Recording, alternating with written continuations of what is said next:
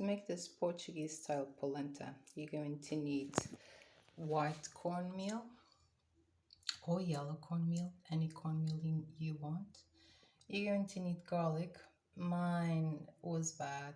I had to throw it out, so all I have is powdered power. You're going to need some thyme. You're also going to need thyme, but you're going to need thyme. You're going to need a big pot. It has to be a tall pot because you're going to need space to move it around, and because it grows.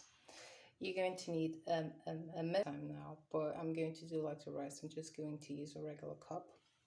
And you're going to need places to put the polenta after it's done. So this will be for dinner.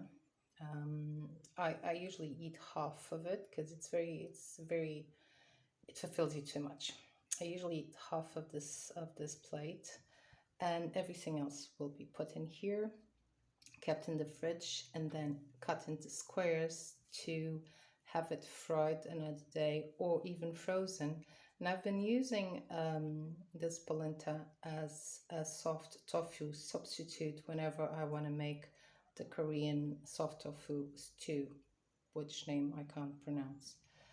And you're also going to need a bowl to stir the corn around. So slowly. This is for the end. This is just to let you know all you need. I'm going to take it out because you only need it after everything's cooked.